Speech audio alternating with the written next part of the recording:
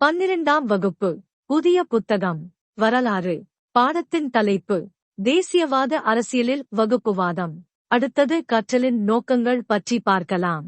கீழ்காணும் அம்சங்களோடு அறிமுகமாதல். இந்திய சுதந்திரத்திற்கு முன் மதம் சார்ந்த தேசியவாதத்தின் தோற்றம். தங்கள் ஏகாதிபத்திய நலன்களை மேம்படுத்துவதற்காக பிரிட்டிஷார் கையாண்ட பிரித்தாளும் கொள்கை. பிரிட்டிஷ் அரசு முஸ்லிம்களுக்கு தனித்தொகுதிகளை வழங்கியதன் மூலம் முஸ்லிம் லீக்கும் ஜின்னாவும் முஸ்லிம்களுக்கான தனிநாடு கோரிக்கையை வலியுறுத்த காரணமாக அமைதல்.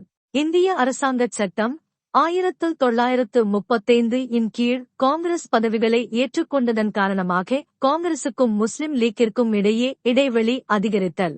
நேரடி நடவடிக்கை நாளிற்கு ஜின்னா விடுத்த அழைப்பு மற்றும் அதன் விளைவாக கல்கத்தாவில் ஏற்பட்ட வகுப்புவாத வன்முறை. நாடு இந்தியா மற்றும் பாகிஸ்தான் என இரண்டாக பிரிவினை செய்யப்படுதல். அடுத்தது அறிமுகம் பற்றி பார்க்கலாம். பிரிட்டிஷ் ஆட்சி ஏற்படுவதற்கு முன்பாக முகலாயர்கள் மற்றும் அவர்களின் முகவர்கள் நாட்டின் பெரும் பகுதிகளை ஆட்சி செய்தனர். ஆளும் வர்க்கங்களான இறையாண்மையுள்ள அரசுகள், நிலப்பிரபுக்கள், படைத்தளபதிகள் மற்றும் அலுவலர்கள் ஆகியோர் முஸ்லிம்களாக இருந்ததால் முஸ்லிம்களில் பெரும்பாலானோர் சில சலுகைகளை ஆளும் வர்க்கத்தினரிடமிருந்து பெற்றனர். அலுவலக மொழியாகவும் நீதிமன்ற மொழியாகவும் பாரசீக மொழி இருந்தது. ஆங்கிலேயர் படிப்படியாக அவற்றை மாற்றி ஒரு புதிய நிர்வாக முறையை அறிமுகப்படுத்தினர். 19ஆம் நூற்றாண்டின் இடைப்பகுதியில் ஆங்கில கல்வி முக்கியத்துவம் பெறத் தொடங்கியது. 1857ஆம் ஆண்டு பெரும்புரட்சியே ஆளும் வர்க்கத்தினரின் இறுதி வாய்ப்பாக அமைந்தது. புரட்சியின் கடுமையான அடக்குமுறைகளைத் தொடர்ந்து முஸ்லிம்கள் தங்களது நிலம், வேலை உள்ளிட்ட வேறு பல வாய்ப்புகளையும் இழந்ததோடு வறுமை நிலைக்கும் தள்ளப்பட்டனர். இத்தகைய நிலைக்கு தள்ளப்பட்டதை பொறுத்துக்கொள்ள முடியாத அவர்கள் சமூகத்திலிருந்து ஒதுங்கி வாழும் நிலை ஏற்பட்டது. மேலும் 1857ஆம் ஆண்டு பெரும்புரட்சிக்குப் பின் வாழ்ந்த முதல் தலைமுறையினர் சிலர் ஆங்கிலேயரின் அனைத்து நடவடிக்கைகளையும் வெறுத்தனர். மேலும் அவர்கள் ஆங்கிலேய காலனிய கொள்கையால் ஏற்படுத்தப்பட்ட புதிய வாய்ப்புகளை பயன்படுத்திக் கொண்ட இந்தியர்களோடு போட்டியிட நேர்ந்ததால் சீற்றம் கொண்டனர். கல்வி கற்ற மேல்வகுப்பு இந்துக்கள் தேசிய உணர்வு பெற்று எழுந்ததைக் கண்ட ஆங்கிலேயர்கள் நடுத்தர வர்க்க முஸ்லிம்களை காங்கிரசின் வளர்ச்சியை தடுத்து நிறுத்த ஒரு சக்தியாக பயன்படுத்தினர்.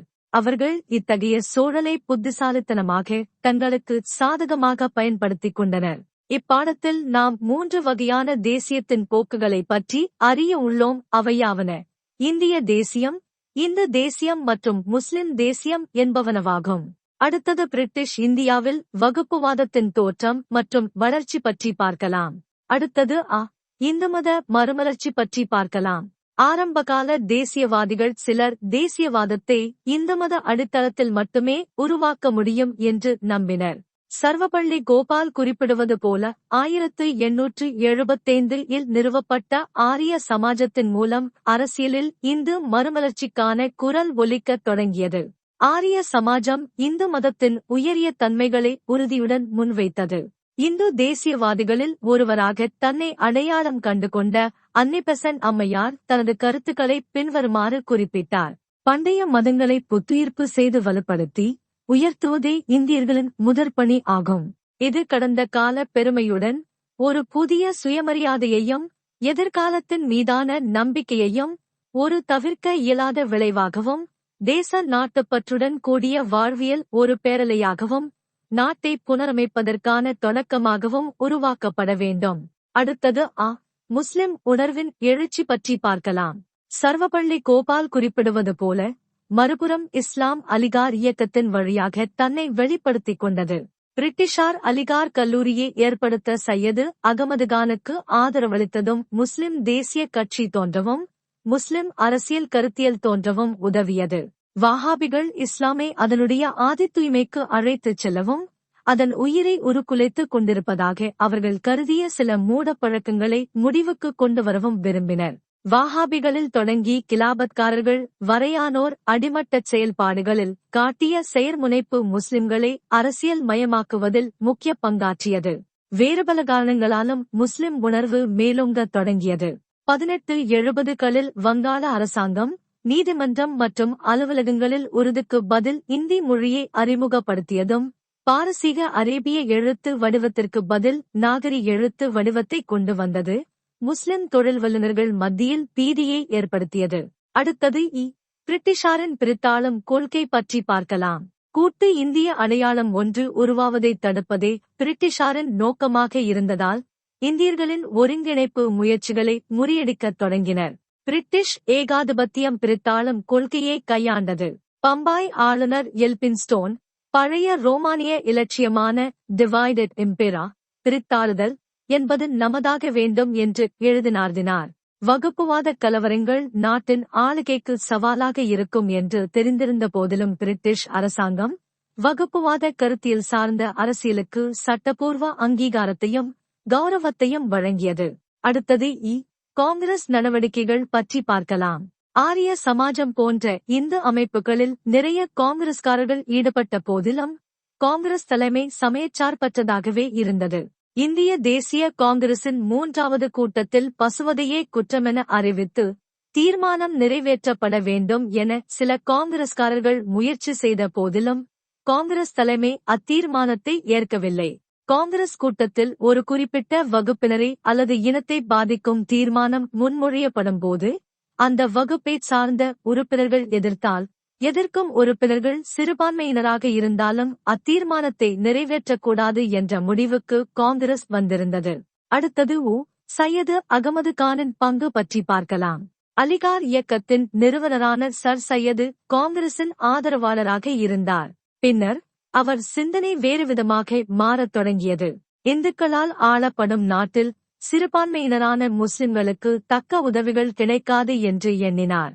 ஆனால் முஸ்லிம் தலைவர்களான பத்ருதீன் தியாப்ஜி, பம்பாயைச் சார்ந்த ரஹமதுல்லா சயானி, சென்னையைச் சேர்ந்த நவாப் சையது முகமது பகதூர், வங்காளத்தைச் சேர்ந்த ஏரசூல் ஆகியோர் காங்கிரஸை ஆதரித்தனர். ஆனால் வடஇந்தியாவில் பெரும்பான்மையான முஸ்லிம்கள் சையது அகமதுகானின் வழியை பின்பற்றி பிரிட்டிஷாரை ஆதரிக்கத் தொடங்கினர். பிரதிநிதித்துவ அமைப்புகளின் அறிமுகம், அரசு பணிக்கான போட்டித் தேர்வுகள் போன்றவை முஸ்லிம்களின் பயத்தை அதிகரிக்கத் தொடங்கியதால் சையது அகமது கானும் அவரை பின்பற்றியவர்களும் அரசாங்கத்தோடு இணைந்து செயல்படத் தொடங்கினர்.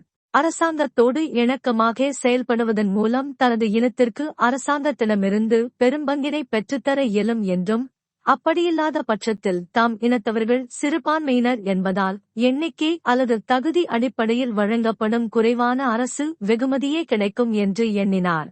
இந்து முஸ்லிம் விரிசலை குறைத்து அனைத்து வகுப்பினரின் உண்மையான குறைகளையும் தேவைகளையும் பிரிட்டிஷ் அரசாங்கத்திடம் எடுத்துச் செல்லும் முயற்சியாகவே 1885 இந்திய தேசிய காங்கிரஸ் தொடங்கப்பட்டது. ஆனால் சர் சையது அகமது கான் இலண்டன் பிரிவி கவுன்சிலிற்கு தேர்ந்தெடுக்கப்பட்ட முதல் இந்தியரான சையது அமீர் அலி போன்ற முஸ்லிம் தலைவர்கள் காங்கிரஸ் இந்துக்களை மட்டுமே பிரதிநிதித்துவப்படுத்தும் அமைப்பு என்று வாதிட்டனர். காங்கிரசின் முதல் கூட்டத்தில் பங்கேற்ற 72 பிரதிநிதிகளில் 2 பேர் மட்டுமே முஸ்லிம்கள்.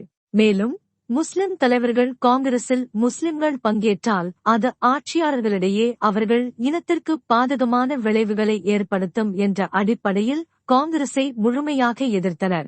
அடுத்தது உள்ளாட்சித் தேர்தல்களில் வகுப்புவாதம் பற்றி பார்க்கலாம். வகுப்புவாத உணர்வுகள் வளர்க்கப்பட்டதனால் ஏற்பட்ட எதிர்பாராத விளைவுகளை மக்களாட்சி அரசியலில் சந்திக்க நேர்ந்தது. 1880களில் உள்ளாட்சி அமைப்புகள் வகுப்புவாத அரசியல் வளர்வதற்கு உதவின. நகராட்சி உறுப்பினர்கள் அதிக அதிகாரங்களை பெற்று தங்கள் அரசியல் நிலையை வலுப்படுத்திக் கொண்டார்கள். முஸ்லிம்கள் தலைமையேற்ற நகராட்சி வாரியங்களை இந்துக்களும், இந்துக்கள் தலைமையேற்ற நகராட்சி வாரியங்களை முஸ்லிம்களும் வலிந்து ஏற்றுக்கொள்ள வேண்டிய நிலை உருவானது.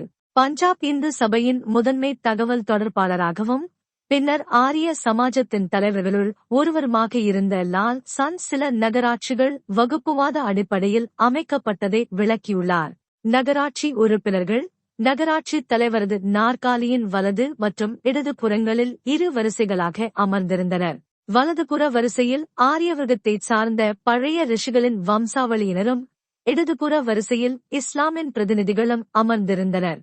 இவ்வாறு அமர்ந்திருந்ததன் மூலம் அவர்கள் நகராட்சியின் உறுப்பினர்களாக மட்டுமின்றி முகமதியர்களாகவும் இந்துக்களாகவும் இருப்பதையும் நினைவுபடுத்திக் கொண்டிருந்தனர்.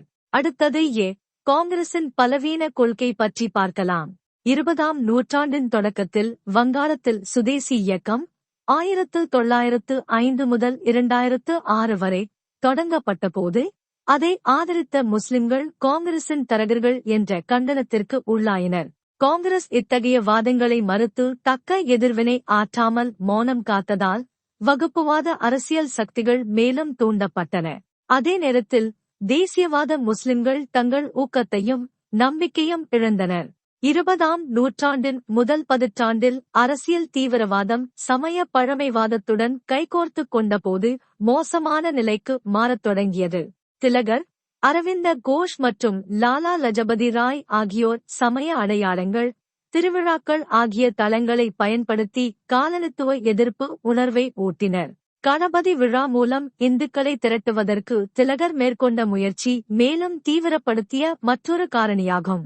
முஸ்லிம்களை திருப்திப்படுத்தும் கொள்கையே இந்திய தேசிய காங்கிரஸ் பின்பற்றியதற்கு லால் சந்த் கடும் கண்டனம் தெரிவித்தார். இந்து முஸ்லிம் வகுப்புவாதம் நடுத்தர வகுப்புகளுக்கிடையே நடந்த மோதல்களின் விளைவே ஆகும்.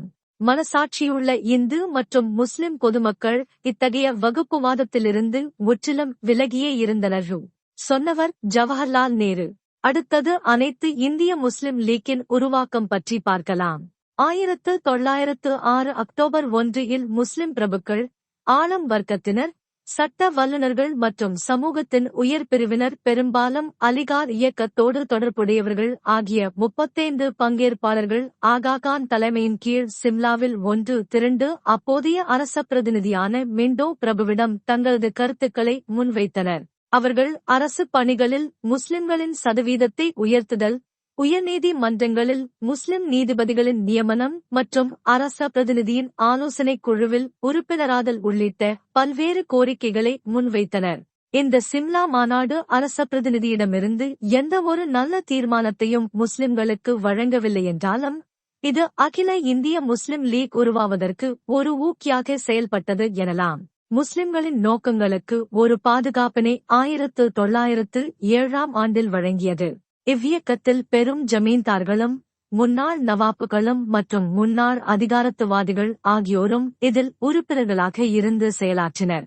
இந்த லீக்கானது வங்காள பிரிவினை, முஸ்லிம்களுக்கான தனித்தொகுதி கோரிக்கை மற்றும் அரசு பணிகளில் முஸ்லிம்களுக்கான பாதுகாப்பினை வலியுறுத்துதல் போன்றவற்றில் ஒத்துழைப்பை நல்கியது. அடுத்தது அனைத்து இந்திய முஸ்லிம் லீக்கின் நோக்கங்கள் பற்றி பார்க்கலாம். அனைத்து இந்திய முஸ்லிம் லீக்கானது முதல் முறையாக முஸ்லிம்களுக்கென பிரத்யேகமாக மையப்படுத்தப்பட்ட ஓர் அரசியல் கட்சியாக இருந்தது. அதன் நோக்கங்கள் பின்வருமாறு: இந்திய முஸ்லிம்கள் பிரிட்டிஷ் அரசிடம் உண்மையுடனும் நன்றியுடனும் நடந்து கொள்ள வேண்டுமென்ற உணர்வை அவர்களிடம் ஏற்படுத்துதல், மேலும் இந்த அமைப்பின் செயல்பாடுகள் குறித்து அரசுக்கு எழும் தவறான கருத்துக்களை நீக்குதல், இந்திய முஸ்லிம்களின் விருப்பங்கள் மற்றும் அரசியல் உரிமைகள் ஆகியவற்றை மேம்படுத்துதல் மற்றும் பாதுகாத்தல், மேலும் தங்களது தேவைகள், உயர்ந்த லட்சியங்களை கண்ணியமான முறையில் அரசுக்கு தெரிவித்தல், இந்திய முஸ்லிம்கள் மற்ற இனத்தவரிடம் எவ்வித பகைமை பாராட்டுவதையும் முன்விரோதம் கொள்வதையும் தடுத்தல். தொடக்கத்தில் நகர்ப்புற மேல்தட்டு மக்களுக்கான ஒரு அமைப்பாகவே அனைத்து இந்திய முஸ்லிம் லீக் இருந்தது. இருந்தபோதிலும் பிரிட்டிஷ் அரசின் ஒத்துழைப்பை பெற்று இந்திய முஸ்லிம்களுக்கான தனிப்பட்ட பிரதிநிதித்துவ உறுப்பாக இது மாறியது. உருவாக்கப்பட்ட 3 ஆண்டுகளில் முஸ்லிம்களுக்கான தனித்தொகுதி பெறுவதை வெற்றிகரமாக சாதித்தது எனலாம். இது முஸ்லிம்களுக்கு அரசமைப்பு சார்ந்த அடையாளத்தை வழங்கியது. லக்னோ ஒப்பந்தம் 1916 முஸ்லிம்களின் தனி அரசியல் அடையாளத்திற்கான அலுவல் முத்திரையை முஸ்லிம் லீக்கிற்கு வழங்கியது.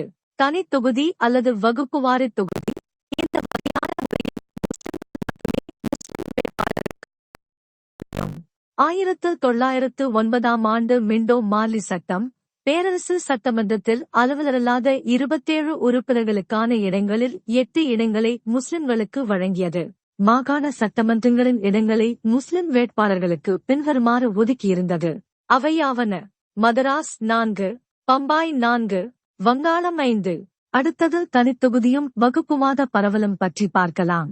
பிரிட்டிஷ் இந்திய அரசு வகுப்புவாதத்தை வளர்ப்பதற்கும் பரப்புவதற்கும் தனித்தொகுதி என்னும் முதன்மையான ஒரு நுட்பத்தை நடைமுறைப்படுத்தியது.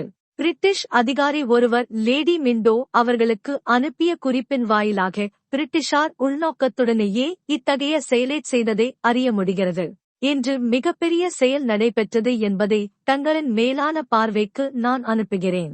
இத்தகைய ராஜதந்திர நடவடிக்கை இந்திய வரலாற்றில் நீண்டகால தாக்கத்தை ஏற்படுத்தும். இது 62 மில்லியன் மக்கள் தூண்டிவிடப்பட்ட எதிர் முகாமில் சேர்ந்து விடாமல் இழுத்து பிடிக்கும் முயற்சி என்பதை தவிர வேறில்லை. தனித்தொகுதி அறிவிப்பு மூலம் ஆங்கிலேயரின் பிரித்தாளும் கொள்கை என்ற கோட்பாடு அரசமைப்பு சட்டத்தில் முறையாக நுழைந்து இந்துக்கள் மற்றும் முஸ்லிம்களை முழுமையாக அந்நியப்படுத்தியது. அடுத்தது அகில இந்திய இந்து மகாசபையின் எழுச்சி பற்றி பார்க்கலாம். அகில இந்திய முஸ்லிம் லீக் உருவாக்கப்பட்டதையும் 1909 ஆண்டு இந்திய கவுன்சில் சட்டம் அறிமுகப்படுத்தப்பட்டதையும் தொடர்ந்து ஒரு இந்து அமைப்பை தொடங்க வேண்டும் என்ற எண்ணம் பரவலாக எழுந்தது. அம்பாலாவில் நடைபெற்ற 5வது பஞ்சாப் இந்து மாநாட்டிலும் பிரோஷ்பூரில் நடைபெற்ற 6வது மாநாட்டிலும் நிறைவேற்றப்பட்ட தீர்மானங்களின் தொடர்ச்சியாக 1915 இல் இந்துக்களின் முதல் அகில இந்திய மாநாடு ஹரித்துவாரில் கூட்டப்பெற்றது.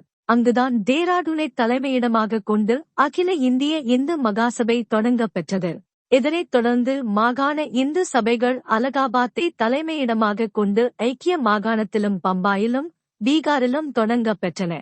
பம்பாயிலும் பீகாரிலும் இவ்வமைப்புகள் திறம்பட செயல்படவில்லை. சென்னையிலும் வங்காளத்திலும் ஓரளவிலான ஆதரவே இருந்தது. நகர்ப்புற இயல்பினை அதிகம் கொண்டிருந்த இம்மகாசபை வட இந்தியாவின் பெரும் வணிக நகரங்களில் குறிப்பாக அலகாபாத், கான்பூர், பனாரஸ், லக்னோ, லாகூர் போன்ற நகரங்களில் வீரியத்துடன் செயல்பட்டது. ஐக்கிய மாகாணத்திலும் பீகாரிலும் பெரும்பாலும் படித்த இடைத்தட்டு வர்க்கத்தைச் சேர்ந்த தலைவர்களால் இவ்வமைப்பு உருவாக்கப்பட்டிருந்தது.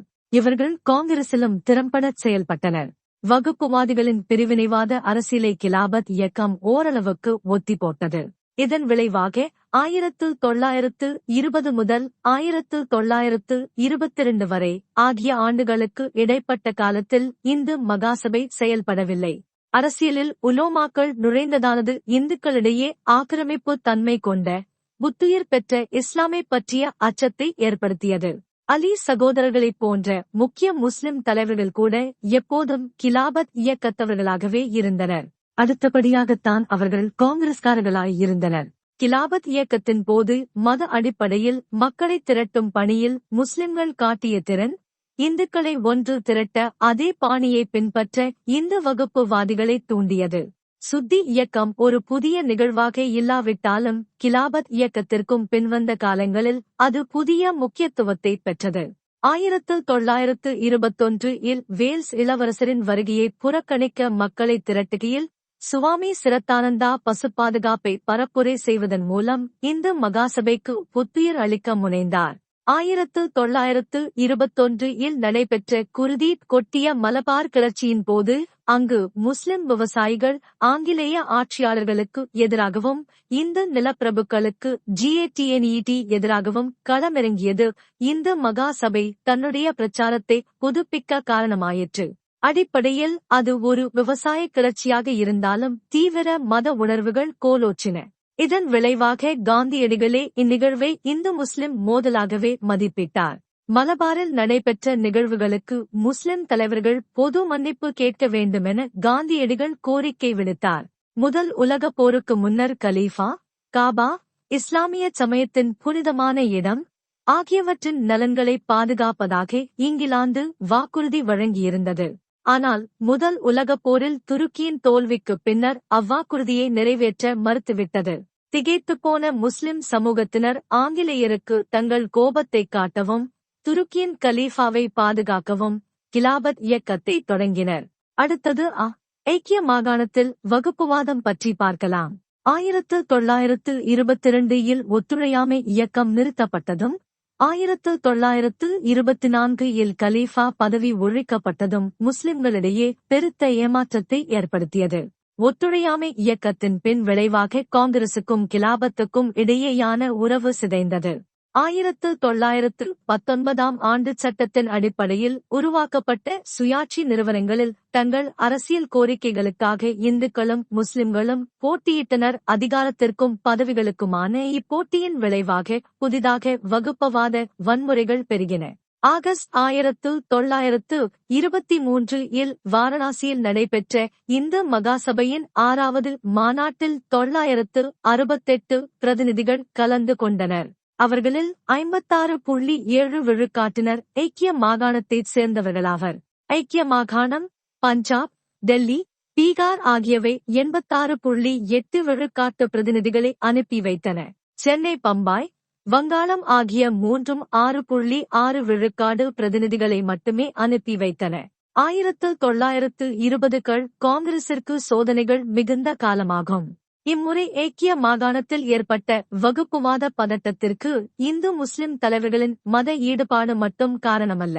சுயராஜ்யவாதிகளுக்கும் தாராளவாதிகளுக்குமான லிபரல் பார்ட்டி அரசியல் போட்டிகளும் தூண்டுகோலாய் அமைந்தன. அலகாபாத்தில் மோதிலால் நேருவும் மதன் மோகன் மாளவியாவும் ஒருவரையொருவர் எதிர்த்தனர். 1923இல் நடைபெற்ற நகரசபை தேர்தலில் மோதிலால் நேருவின் குழுவினர் வெற்றி பெற்றதால் மாளவியாவின் அணியினைச் சேர்ந்தோர் மத உணர்வுகளை சுயநலத்திற்கு பயன்படுத்தத் தொடங்கினர். விசாரணை மேற்கொண்ட மாவட்ட நீதிபதி குரோஸ்த்வேட் மாளவியாவின் குடும்பத்தார் வேண்டுமென்றே இந்துக்களை தூண்டிவிட்டனர். இச்செயல் முஸ்லிம்களின் மீது எதிர்வினையாற்றியது என தனது அறிக்கையில் குறிப்பிட்டுள்ளார். அடுத்தது இந்து மகாசபை பற்றி பார்க்கலாம். வகுப்புவாதம் பஞ்சாபில் ஒரு வலுவான இயக்கமாக முழுமையாக நிலை கொண்டது. 1924இல் பஞ்சாப் மாகாணம் இந்து முஸ்லிம் மாகாணங்களாக பிரிக்கப்பட வேண்டுமென லாலா லஜபதி ராய் வெளிப்படையாக கூறினார். அரசியல் களத்தில் இந்து மத மறுமலர்ச்சிக்கு ஆதரவான சக்திகளை பிரதிநிதித்துவப்படுத்திய இந்து மகாசபை அகண்ட இந்துஸ்தான் என்னும் முழக்கத்தை முன்வைத்தது. இது முஸ்லிம் லீக்கின் தனித்தொகுதி கோரிக்கைக்கு எதிராக வைக்கப்பட்டதாகும். இந்து மகாசபை நிறுவப்பட்டதிலிருந்து சுதந்திர போராட்டத்தில் அதன் பங்கு முரண்பட்டதாகவே இருந்தது. ஆங்கிலேய ஆட்சியை ஆதரிக்காத இந்து மகாசபை அதே நேரத்தில் தேசிய இயக்கத்திற்கும் தனது முழுமையான ஆதரவை நல்கவில்லை. அந்நிய மேலாதிக்கத்திற்கு எதிராக அனைத்து வர்க்கங்களின் சமூகங்களின் ஆதரவை திரட்ட வேண்டிய அவசியம் காங்கிரசுக்கு இருந்தது.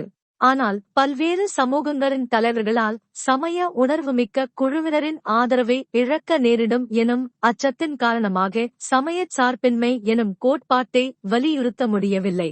இக்காலகட்டத்தில் காந்தியடிகளின் தலைமையில் காங்கிரஸ் பல ஒற்றுமை மாநாடுகளை நடத்திய போதிலும் அவற்றால் பயன்களேதும் ஏற்படவில்லை.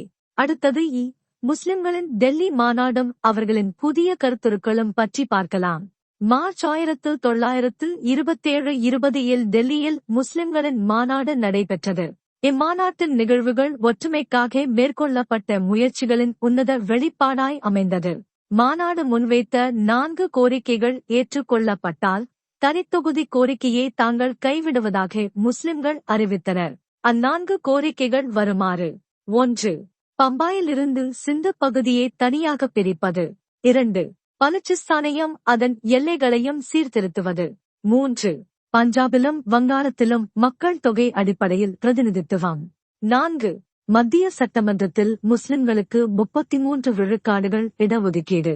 டெல்லி முஸ்லிம் மாநாடு வடிவமைத்த புதிய கருத்துக்களை ஒப்புக்கொள்ளும்படி மோதிலால் நேருவும் எஸ். ஸ்ரீனிவாசனும் அகில இந்திய காங்கிரஸ் கமிட்டியை வற்புறுத்தினர். ஆனால் வகுப்புவாத உணர்வுகள் மிகவும் ஆழமாக வேர்விட்டிருந்ததால் இம்முன் முயற்சிகள் தோல்வியடைந்தன. இந்து முஸ்லிம் பிரச்சினை மனிதர்களின் கைகளை தாண்டிச் சென்று விட்டதாக காந்தி கருத்து கூறினார். இவ்வாய்ப்பினை பயன்படுத்தி இச்சிக்கலை தீர்க்க தவறிய காங்கிரஸ் பிரச்சனையை நீட்டிக்கும் விதமாக 2 குழுக்களை அமைத்தது. பம்பாயில் இருந்து சிந்துவை பிரிப்பது நிதியாதார அடிப்படையில் இயலும் என்பதை கண்டறிய ஒரு குழு, முஸ்லிம் பெரும்பான்மையை பாதுகாக்கும் ஒரு உத்தியாக விகிதாச்சார பிரதிநிதித்துவம் குறித்து ஆய்வு மேற்கொள்ள மற்றொரு குழு என 2 குழுக்கள் அமைக்கப்பெற்றன. இரு பிரிவினருக்குமிடையே ஏற்பட்டிருந்த விரிசலைச் சுருக்குவதற்கான முயற்சிகளை ஜின்னா மேற்கொண்டிருந்தார். அவர் இந்து முஸ்லிம் ஒற்றுமையின் தூதுவர் என சரோஜினியால் புகழாரம் சூட்டப் பெற்றவராவார். ஆனால் 1928இல் கல்கத்தாவில் கூடிய அனைத்து கட்சி கூட்டத்தில் இந்து மகாசபையின் உறுப்பினர்கள் திருத்தங்கள் அனைத்தையும் ஒப்புக்கொள்ள மறுத்து ஒற்றுமைக்கான வாய்ப்புகள் அனைத்தையும் அளித்தபோது ஜின்னா தான் கைவிடப்பட்டதாக வேதனையுற்றார். இதன் பின்னர் பெரும்பான்மையான முஸ்லிம் தலைவர்கள் காங்கிரசிலிருந்து சிறப்பு சலுகைகளை பெறுவதை விட ஆங்கிலேய அரசாங்கத்தை நாடுவது சாலச் சிறந்தது என உறுதியாக நம்பினர்.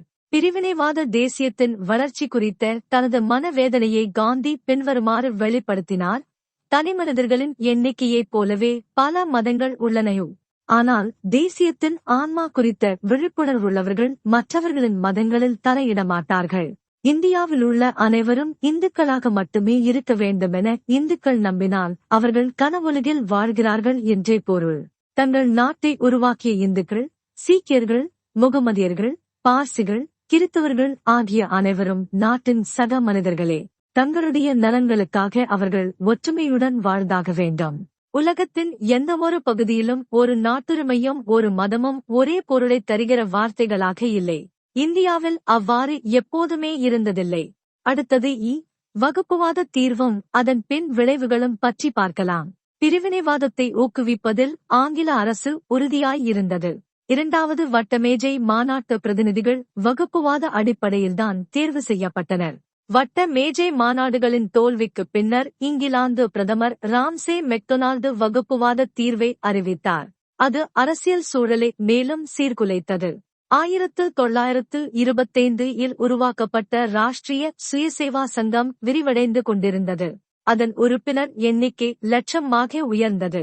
கேயுபி, ஹெட்கேவர், வியுடி, சவார்கர், எம்யூஎஸ், கோல்வாகர் ஆகியோர் இந்த ராஷ்டிரா எனும் கோட்பாட்டை மேலும் விரிவாக்கம் செய்யும் முயற்சிகளை மேற்கொண்டனர். இந்துஸ்தானில் உள்ள இந்துக்கள் அல்லாத மக்கள் இந்து பண்பாட்டையும் மொழியையும் ஏற்றுக்கொள்ள வேண்டும். அவர்கள் அந்நியர்களாக இருப்பதை நிறுத்திக் கொள்ள வேண்டும் அல்லது இந்து தேசத்திற்கு கீழ்ப்படிந்தவர்களாகவும் உரிமை கோராதவர்களாகவும் இருத்தல் வேண்டும் என்று அவர்கள் வெளிப்படையாகவே கூறினர். இந்துக்கள் ஆகிய நாங்களாகவே ஒரு தேசமாக உள்ளோம் என வியுடி சவார்கர் உறுதிபட கூறினார். 1934 முதலாகவே தனது உறுப்பினர்கள் இந்து மகாசபையிலோ எஸ் இயக்கத்திலோ இணைவதை காங்கிரஸ் தடை செய்தது. ஆனால் டிசம்பர் 1938 இல்தான் காங்கிரஸ் செயற்குழு இந்து மகாசபையில் உறுப்பினர்களாக இருப்பவர்கள் காங்கிரசில் உறுப்பினர்களாக இருக்க தகுதி இல்லாதவர்கள் என அறிவித்தது. அடுத்தது முதல் காங்கிரஸ் அமைச்சரவைகள் பற்றி பார்க்கலாம். இந்திய தேசிய காங்கிரசின் தேசியவாதத்தை உருவகப்படுத்திய மகாத்மா காந்தி ஆரிய சமாஜமும் அலிகார் இயக்கமும் முன்வைத்த குறுகிய தேசியவாதத்தை மறுத்தார். மேலும் பல்வேறு மதங்களுக்கு அப்பாற்பட்ட அவற்றை கடந்த ஓர் அரசியல் அடையாளத்தை தோற்றுவிக்க அவர் விரும்பினார். பல்வேறு சாயல்களைக் கொண்ட அரசு ஆதரவு பெற்ற வகுப்புவாத சக்திகள் இருந்த போதிலும் இந்தியாவில் அகில இந்திய தேசிய காங்கிரஸ் பெரும் செல்வாக்கு பெற்ற சக்தியாக திகழ்ந்தது. 1937 இல் தேர்தல் நடைபெற்ற 11 மாகாணங்களில் 7 மாகாணங்களில் காங்கிரஸ் வெற்றி வாகை சூடியது. மேலும் 3 மாகாணங்களில் மிக பெரும் கட்சியாக திகழ்ந்தது. முஸ்லிம் லீக்கின் செயல்பாடு மோசமாகவே அமைந்தது. மொத்த முஸ்லிம் வாக்குகளில் 4.8 விழுக்காடு வாக்குகளை பெறுவதில் மட்டுமே அது வெற்றி பெற்றது. காங்கிரஸ் மதச்சார்பற்ற மாபெரும் மக்கள் கட்சியாக எழுச்சி பெற்றது. ஆனால் அரசு அதற்கு இந்து அமைப்பு என்ற முத்திரையை இட்டது. முஸ்லிம் மக்களின் உண்மையான பிரதிநிதியாக முஸ்லிம் லீக்கை மட்டுமே முன்னிலைப்படுத்தியது. முஸ்லிம் லீக்கை காங்கிரசிற்கு சமமான சக்தியாகவே நடத்தியது. அடுத்தது மீட்பு நாளாக கடைபிடித்தல் பற்றி பார்க்கலாம். 1939 இல் 2ஆம் உலகப் போர் வெடித்தது. இந்தியாவின் அரச பிரதிநிதியாக இருந்த லின்லித்கோ இந்தியாவும் போரில் இருப்பதாக உடனடியாக அறிவித்தார். காங்கிரஸை கலந்தாலோசிக்காமல் இம்முடிவு எடுக்கப்பட்டதால் காங்கிரஸ் மிகவும் ஆத்திரமடைந்தது. காங்கிரஸ் செயற்குழு மாகாணங்களைச் சேர்ந்த காங்கிரஸ் அமைச்சர்கள் அனைவரும் ராஜினாமா செய்ய வேண்டுமென முடிவு செய்தது. காங்கிரஸ் அமைச்சர்களின் ராஜினாமாவைத் தொடர்ந்து மாகாண ஆளுநர்கள் சட்டமன்றங்களை தற்காலிகமாக நிறுத்தி வைத்த பின்னர் மாகாண நிர்வாக பொறுப்பை தாங்களே ஏற்றுக்கொண்டனர். காங்கிரஸ் ஆட்சி முடிவடைந்ததை மீட்பு நாளாக டிசம்பர் 1939 22 இல் முஸ்லிம் லீக் கொண்டாடியது. அன்று பல இடங்களில் முஸ்லிம்களுக்கு எதிராக காங்கிரஸ் மேற்கொண்ட செயல்களுக்கு எதிராக தீர்மானங்கள் நிறைவேற்றப்பட்டன. தேசியவாத முஸ்லிம்களின் செயல்பாடுகள் இஸ்லாமுக்கு எதிரானதென பெயரிடப்பட்டு சிறுமைப்படுத்தப்பட்டன. இவ்வாறான சூழலில் மார்ச் 1940 26 இல் லாகூரில் முஸ்லிம் லீக் முஸ்லிம்களுக்கு தனிநாடு வேண்டுமென்ற கோரிக்கையை தீர்மானமாக நிறைவேற்றியது. முதலில் ஜின்னாவோ நவாப் ஜாஃபருல்லா கானோ முஸ்லிம்களுக்கு தனி நாடு உருவாக்குவது சாத்தியமாகும் என்று கருதவில்லை. இருந்த போதிலும் மார்ச் 1940 23 இல் முஸ்லிம் லீக் பின்வருமாறு ஒரு தீர்மானத்தை நிறைவேற்றியது. தீர்மானத்தின் வாசகங்கள் பின்வருமாறு. இது அகில இந்திய முஸ்லிம் லீக்கின் இந்த அமர்வின் ஒருங்கிணைந்த கருத்தாகும். கீழ்க்கண்ட கொள்கைகளை கொண்டிராத எந்தவொரு அரசியல் அமைப்பு திட்டமும் இந்நாட்டில் செயல்பட இயலாது, முஸ்லிம்களுக்கு ஏற்புடையாகவும் இருக்காது. அதாவது, நிலவியல் அடிப்படையில் நிர்ணயித்து அடுத்தடுத்து அமைந்துள்ள பகுதிகள் மண்டலங்களாக அவற்றின் எல்லைகள் வரையறை செய்யப்பட வேண்டும். தேவைக்கேற்றவாறு மாற்றப்பட்ட நிலப்பகுதிகளைக் கொண்டவைகளாக அவைகள் அமைதல் வேண்டும். முஸ்லிம்களின் எண்ணிக்கையில் பெரும்பான்மையாக உள்ள பகுதிகள் சுதந்திரமான தனி மாநிலமாக அமைக்கப்பட வேண்டும். பிரிட்டிஷ் அரசாங்கம் இந்தியாவை விட்டுச் செல்லும் முன் நாட்டை இந்திய யூனியன் மற்றும் பாகிஸ்தான் யூனியன் என பிரிவினை செய்ய வேண்டுமென்று முஸ்லிம் லீக் தீர்மானித்தது. பாகிஸ்தான் என்ற எண்ணவோட்டம் 1940 முஸ்லிம் லீக் மேடைகளிலிருந்து வெளிப்பட்டாலும் 10 ஆண்டுகளுக்கு முன்பாகவே கவிஞரும் அறிஞருமான முகமது இக்பாலால் சிந்திக்கப்பட்டதாகும். 1930 அலகாபாத்தில் நடைபெற்ற முஸ்லிம் லீக்கின் ஆண்டு மாநாட்டில் இக்பால் ஒருங்கிணைக்கப்பட்ட வடமேற்கு இந்திய முஸ்லிம் அரசை தான் காண விரும்புவதாக கூறினார். இது பின்னர் கேம்பிரிட்ஜ் மாணவர்களில் ஒருவரான ரகமது அலியால் வலுவாக வெளிப்படுத்தப்பட்டது. லீக்கின் அடிப்படை கோரிக்கையானது இரு நாடு கொள்கை ஆகும். இதனை முதலில் சர் வாசர் ஹசன் என்பவர்தான் 1937 நடைபெற்ற பம்பாய் லீக் மாநாட்டில் தனது தலைமை உரையில் குறிப்பிட்டார். இப்பரந்த கண்டத்தில் வாழும் இந்துக்களும் முஸ்லிம்களும் இரண்டு சமூகங்கள் அல்ல, ஆனால் பல வழிகளில் இரு நாட்டினராக கருதுதல் வேண்டும் என்றார். அடுத்தது நேரடி நடவடிக்கை நாள் பற்றி பார்க்கலாம். 1940களின் தொடக்கத்தில் இந்து மற்றும் முஸ்லிம் வகுப்புவாதங்கள் ஒன்றையொன்று ஊட்டி வளர்த்தன. 1942 நடைபெற்ற வெள்ளையனே வெளியேறு இயக்கத்தை முஸ்லிம் லீக் வெளிப்படையாகவே புறக்கணித்தது. 1946 அரசியல் நிர்ணய சபைக்கு நடைபெற்ற தேர்தலில் முஸ்லிம் லீக் மத்திய சட்டமன்றத்தில் தனக்கென ஒதுக்கப்பட்ட 30 இடங்களிலும் வென்றதோடு மற்ற மாகாணங்களில் ஒதுக்கப்பட்ட பெரும்பாலான இடங்களையும் வென்றது. காங்கிரஸ் கட்சி பொது தொகுதிகள் அனைத்தையும் வெற்றிகரமாக கைப்பற்றியது. ஆனால் ஒட்டுமொத்த பிரிட்டிஷ் இந்திய மக்களின் குரலாக ஒலிக்கும் கட்சி அது மட்டுமே என்ற கருத்தை வலியுறுத்தும் வாய்ப்பை இழந்தது. 1946 அரசு செயலாளரான பெதிக் லாரன்ஸ் தலைமையில் 3 உறுப்பினர்களைக் கொண்ட அமைச்சரவை தூதுக்குழு காங்கிரஸ் முஸ்லிம் லீக் இடையிலான பிணக்கை தீர்த்து அதிகாரத்தை ஒரு இந்திய நிர்வாக அமைப்பிடம் மாற்றம் செய்யும் நம்பிக்கையோடு புதுடெல்லி வந்தது. 3 உறுப்பினர்களில் ஒருவரான கிரிப்ஸ் அமைச்சரவை தூதுக்குழுவின் திட்ட வரைவு தயாரிப்பில் முக்கிய பங்காற்றினார். இத்திட்டமானது இந்தியாவிற்கு 3 அடுக்கு கொண்ட கூட்டாட்சி முறையை பரிந்துரைத்தது. இந்த கூட்டாட்சி முறையில் டெல்லியில் உள்ள மத்திய அரசாங்கம் ஒருங்கிணைப்பாளராகவும் வெளியுறவு விவகாரங்கள், தகவல் தொடர்பு, பாதுகாப்பு மற்றும் ஒன்றிய விவகாரங்களுக்கு மட்டுமான நிதி வழங்குதல் ஆகிய குறைந்தபட்ச வரையறுக்கப்பட்ட அதிகாரங்களை கொண்டதாகவும் இருக்கும். இத்துணை கண்டத்தின் மாகாணங்கள் 3 பெரும் குழுக்களாக வகைப்படுத்தப்படும். இந்துக்களை பெரும்பான்மையினராக கொண்ட மாகாணங்களான பம்பாய் மாகாணம், மதராஸ் மாகாணம், ஐக்கிய மாகாணம், பீகார், ஒரிசா மற்றும் மத்திய மாகாணமாகியன குழு அவில் அடங்கும். முஸ்லிம்களை பெரும்பான்மையினராக கொண்ட மாகாணங்களான பஞ்சாப், சிந்து, வடமேற்கு எல்லைப்புற மாகாணம் மற்றும் பலுச்சிஸ்தான் ஆகியன குழு அவில் அடங்கும். முஸ்லிம்களை பெரும்பான்மையினராக கொண்ட வங்காளமும் இந்துக்களை பெரும்பான்மையினராக கொண்ட அசாமும் குழு இல் அடங்கும். மத்திய அரசுக்கு ஒதுக்கப்பட்ட துறைகளைத் தவிர மற்ற அனைத்து துறைகளிலும் இந்த மாகாண அரசாங்கங்கள் தன்னாட்சி அதிகாரம் கொண்டு விளங்கும். இக்குழுவில் உள்ள சுதேச அரசுகள் பின்னர் அந்தந்த குழுக்களில் ஒருங்கிணைக்கப்பட்டு அவற்றின் அருகில் இருக்கும் மாகாணங்களோடு இணைக்கப்படும். உள்ளூர் மாகாண அரசுகள் தமது குழுவிலிருந்து வெளியேற வாய்ப்பு தரப்படும். ஆனால் அந்த மாகாண அரசின் பெரும்பான்மையான மக்கள் விரும்பினால் மட்டுமே அது சாத்தியமாகும். காங்கிரஸ் தலைவர்களும் ஜின்னாவும் அமைச்சரவை தூதுக்குழு திட்டத்தை ஏற்றுக்கொண்டனர்.